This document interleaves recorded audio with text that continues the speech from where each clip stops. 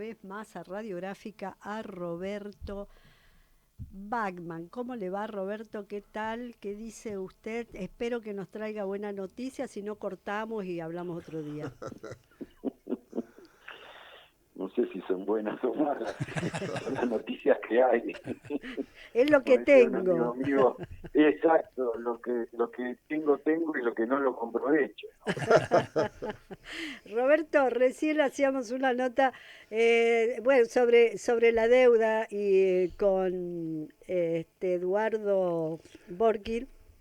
Y él Mm, decía el tema, ¿no? De que tenía un alto porcentaje todavía de imagen positiva el presidente o el presidente Milei o este gobierno, creo que el presidente Milei, no sé, usted nos dirá, y hablábamos de no de cuando la clase media se convencerá de que va a ser la más perjudicada de todas en esta instancia y mucho más ahora con este acuerdo o cómo vamos para en perspectiva con este acuerdo del Fondo Monetario. ¿Cómo está la imagen del presidente? Es decir, ¿cómo se ve la perspectiva de este año electoral y las posibilidades de que termine o que llegue bien, más allá del lunes y de cuando abran los mercados, que todo el mundo habla de eso? Bueno, primero hay que ver, pues, estamos en una situación, hay que ver lo que pasa el lunes, ¿no es cierto? Digamos que hay un tema sustancial. El Fondo Monetario Internacional, no solamente desde el punto de vista técnico, es el prestamista de última instancia, económicamente hablando. En el barrio le dirían que es el usurero, ¿no es cierto? Es el que un negocio que anda mal, un comercio que anda mal, una pequeña pyme que anda mal, cuando el banco ya no le presta más, no le queda otra que ir a cambiar cheques o lo que sea al usurero. El usurero lo que hace es cobrarle unos intereses terribles. El Fondo Monetario es más peligroso porque no le cobra a los países muchos intereses, les cobra penetración ideológica y técnica en los modelos de gestión. Entonces, ocurre que el gobierno había trabajado notablemente para demostrarle a la gente el modelo libertario o liberal, porque en realidad el libertario ya no tiene nada, es un modelo neoliberal clásico el que está aplicando, eh, con solamente resolver el problema de déficit fiscal, iba a resolver las cuestiones que venían golpeando a los argentinos en los últimos años, que era la falta de crecimiento del país, la falta de industrialización del país y la constante crisis inflacionaria. Ellos resolvieron la crisis inflacionaria, es verdad. ¿A costa de quién? A costa de la casta que ellos dijeron que iban a destruir. No, a costa de la gente. La destruyeron a costa de los argentinos, a costa del 90% de la población, que la empobrecieron. Entonces Argentina hoy se parece más a Perú que a la Argentina que teníamos en los 50, los 60, los 70 y hasta hace poco tiempo, ¿no? 10% son los que consumen, los autos que más se venden son los autos importados de mucho dinero y las propiedades que más se venden, que son las propiedades que se siguen construyendo, y lo vemos en muchas partes de la ciudad, que son carísimas, metros cuadrados que valen una fortuna, y solo la pueden comprar el 10% de la población que siguió ganando mucho dinero con la gestión Milei. El resto, no. La principal preocupación de los argentinos hoy se manejan en tres cuestiones fundamentales. La primera es los sueldos que no alcanzan, a eso le sumamos la inflación, o sea, la plata no me alcanza y encima ahora viene la inflación, y en tercer lugar, vivimos en un momento de inseguridad que en las grandes ciudades y en las periferias de las grandes ciudades es gravísimo. Roberto, Entonces llega, sí. sí, No, no, adelante, adelante. no, no, lo escucho, no, Ah, no, que me metí de golpe para preguntar. no Eh, importa, ¿no? con esto con esta descripción que usted está haciendo, claramente hay un sector poderosísimo, por supuesto, de la Argentina, sobre recontra representado y que es quien dice este país va maravilloso, esto está todo bárbaro Sí, y no sé qué. sí.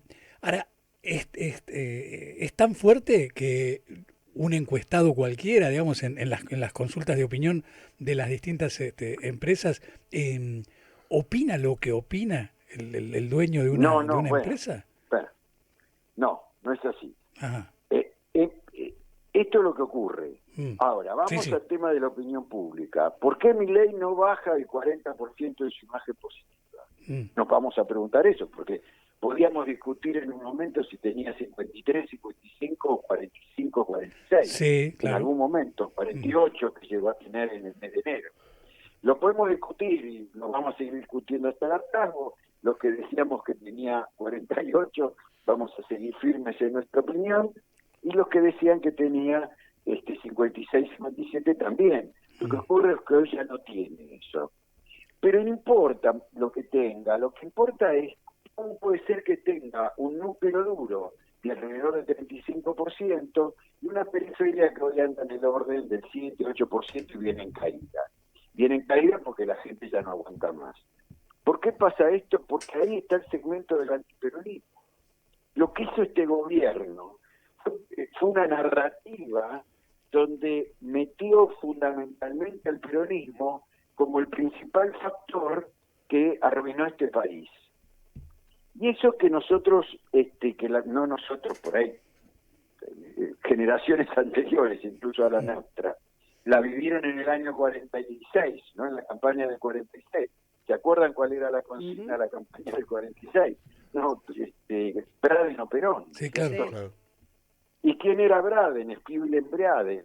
Braden era un republicano que era el embajador de Estados Unidos en Argentina, que venía de disciplinar a los bolivianos, y vino a la Argentina a tratar de armar un frente antidemocrático, un frente antipatriótico, digamos, un frente democrático anti-Perón, planteando que Perón era un fascista y que había que destruir.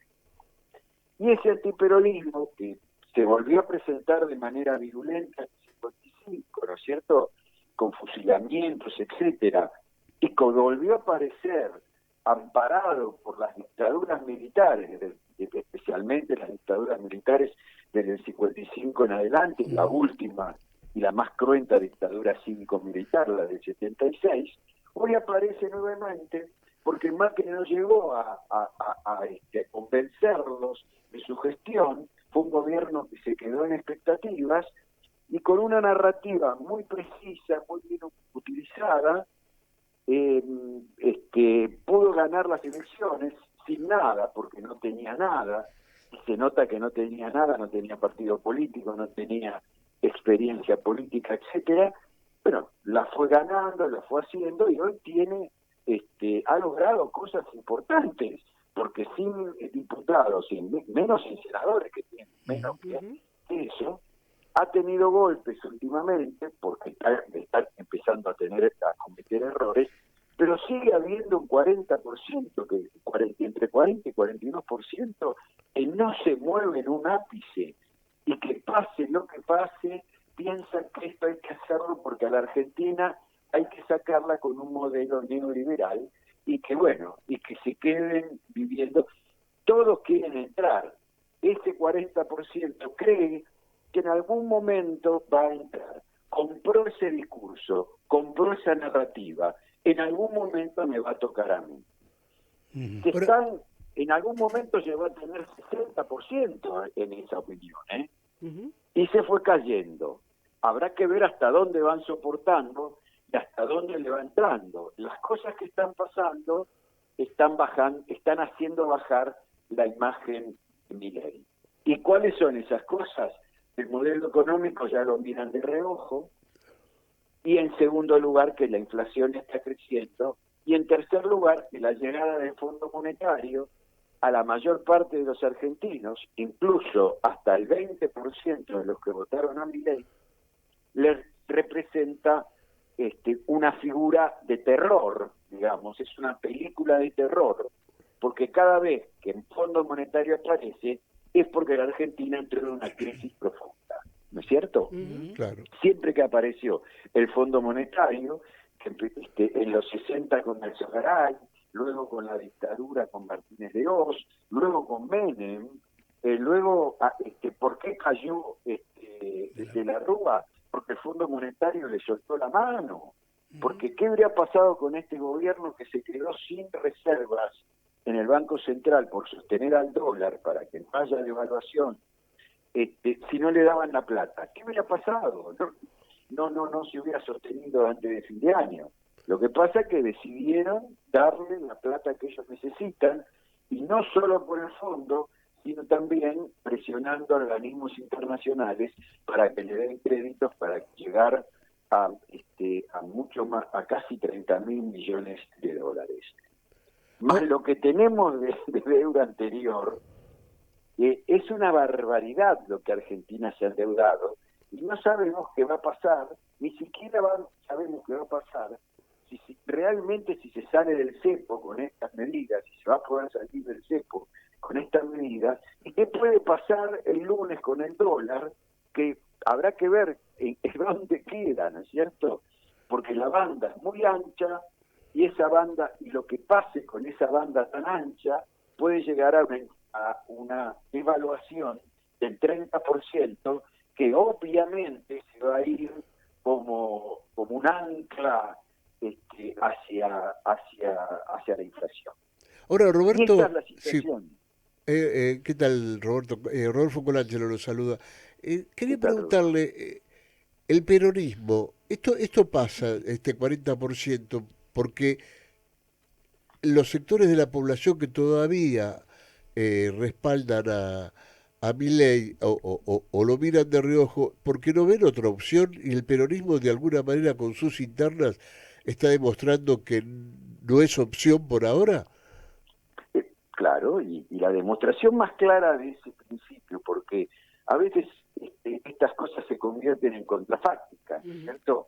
La podemos plantear, es una idea, el peronismo necesita encontrar la unidad, necesita encontrar, tiene que tener un recambio generacional. Cristina debe permitir que se produzca un recambio generacional, para que no es cuestión de tirar, como decía el general Perón, no es cuestión de tirar a los viejos por la ventana, pero sí dejar crecer a los jóvenes.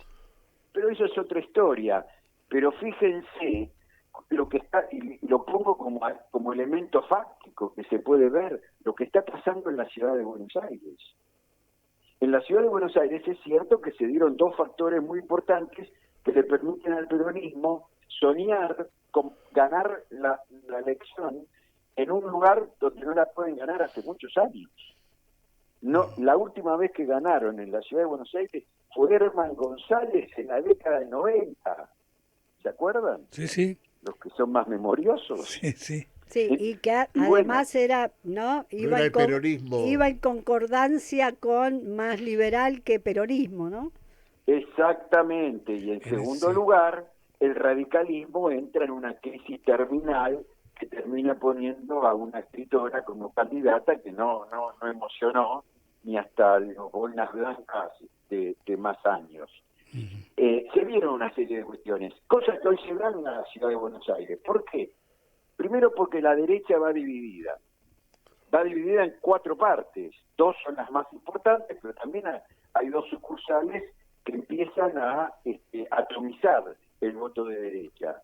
Si sumamos lo que saca Dorni, a lo que saca Los Penato, a lo que saca Marta y a lo que saca Rodríguez Larreta, ahí están entre los 50 y 55 puntos que hacía naturalmente el PRO, junto por el cambio, Cambiemos, ¿no es cierto? Esos eran los 55 puntos que le permitían desde el año 2005, especialmente 2007, vamos a decir que fue cuando Macri gana por primera vez, aunque tiene que ir en balotaje, pero luego ya casi todos ganaban sin balotaje. Ahora, apareció un candidato peronista, no, apareció un candidato que hoy está muy cerca del peronismo, que viene del radicalismo y que armó, y acá viene el tema, un frente anti-Milei, donde el peronismo se unió está La Cámpora, está Grabois, y el único que no entró fue el Movimiento Evita, que va a quedar Y muy Moreno. descolocado, y por supuesto Moreno con King, con un candidato. Moreno está enojado y va a seguir en la suya. Pero este frente, hasta el momento, le permite a Santoro liderar las encuestas. Falta mucho, falta un mes, la campaña recién empezó la semana pasada, pero yo como las carreras de Fórmula 1, el que largan la pole position, si no comete errores y sigue trabajando como trabajó hasta ahora, es muy probable que la termine ganando. Pero bueno, la política y las carreras de auto hay que correrlas.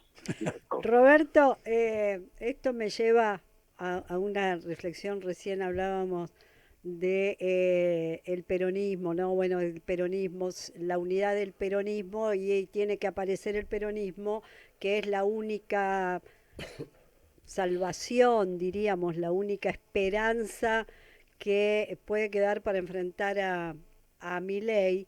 Y esto del peronismo, ¿no? De decir, bueno, pero el peronismo tiene que dejar de ser dócil, ¿no? Hay que volver a aquel peronismo de somos la Sí, sí, rabia, de aquel sí, sí. peronismo, Sí, bueno, el no, hecho somos la rabia. maldito. Sí, hay que ver cuándo decirlo, porque en ese momento estuvo mal dicho. No, En el no se momento, escuchó. no, digo, cuando se dijo somos la rabia, que fue en el 83, Ujú. no cayó bien a la sociedad, porque No, lo que la sociedad necesitaba no era un peronismo más dócil, sino un peronismo que sepa hacer una autocrítica al 76, digamos, al 73, 76, y que presente una opción alternativa a eso. El candidato ahí era más Cafiero que Luder, ¿no es cierto? Bueno, con el diario del lunes es fácil llegar a esta conclusión. claro. Pero hoy el peronismo, de Después verdad, Cafiero, debo decir que después Cafiero perdió la interna con Menem, digamos. O sea por que eso, fue pero como... la perdió con Menem y la perdió fundamentalmente en la provincia de Buenos Aires, porque el mm, cafierismo no supo ver lo que se venía con Dualde. La interna la gana Dualde, porque la interna gana la provincia de Buenos Aires, era lo que Cafiero manejaba, era el gobernador, tenía el territorio. sí. Sí, claro, claro, claro. Bueno, pero lo que yo quiero decir es que el peronismo, es verdad, hoy tiene que ser más la rabia.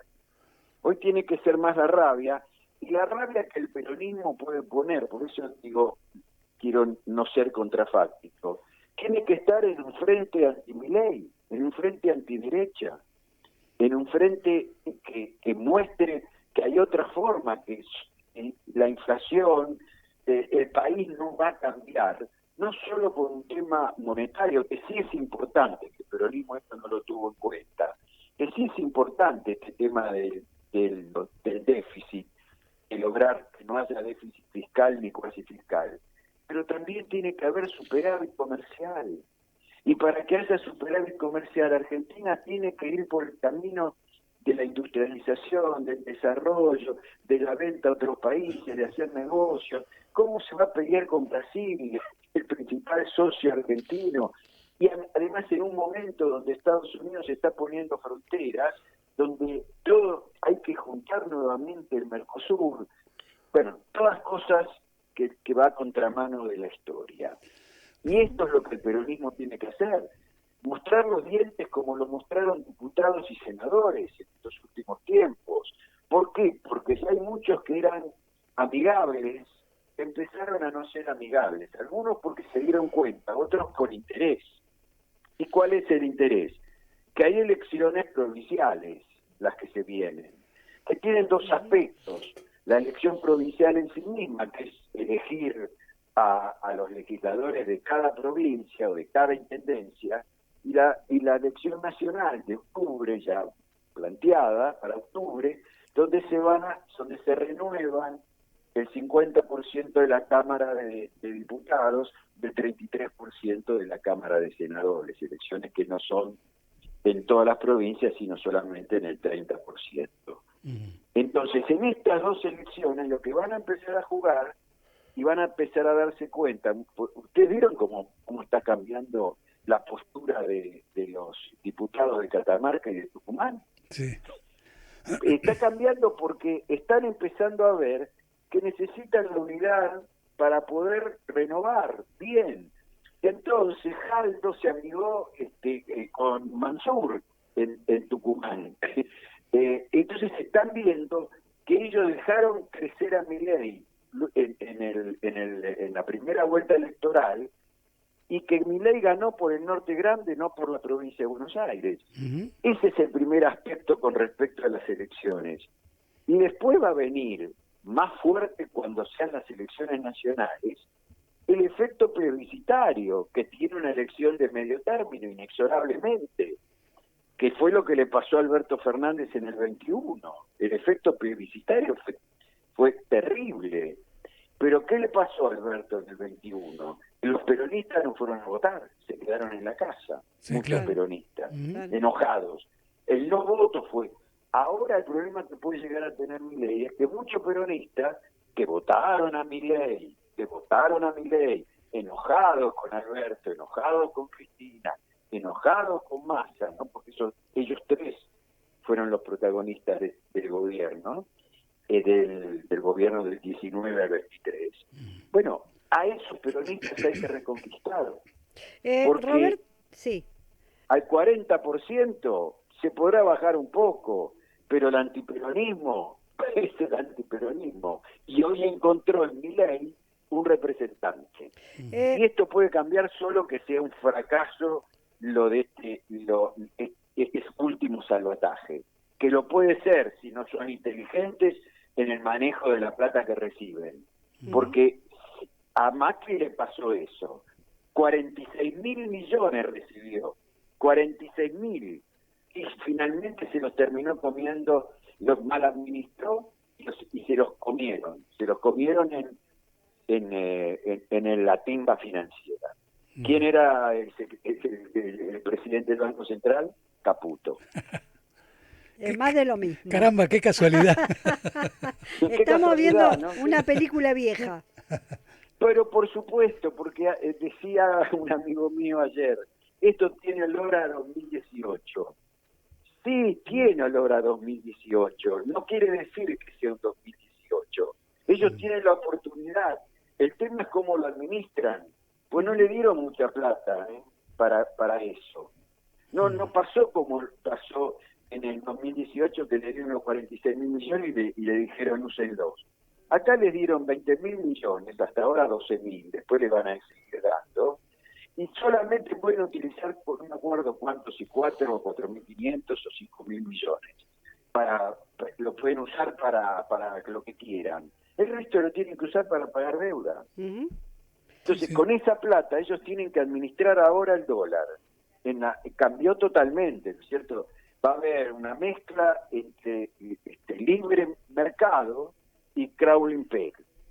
O sea, el crawling peg vuelve que es el dólar administrado, digamos, vuelve a ser el 1% mensual, y van a administrar la banda de abajo con ese 1%. Pero no pueden intervenir de ninguna manera si el dólar llega hasta los 1.400 pesos. Y deben intervenir también si el dólar baja para que no se caiga tanto y el gobierno aproveche para comprar dólares baratos para generar más reservas en el Banco Central. ¿Qué va a pasar? La lógica indica que el dólar, no sé cómo va a abrir el lunes, pero inexorablemente va a ir a la banda superior, porque es lógico que así sea. Claro, los importadores van a tratar de pelearla, pero la presencia, digamos, la fuerza del lobby exportador, que hoy es lo más importante que tiene Argentina, digamos, que son los que exportan, eso nos va a llevar al dólar para arriba.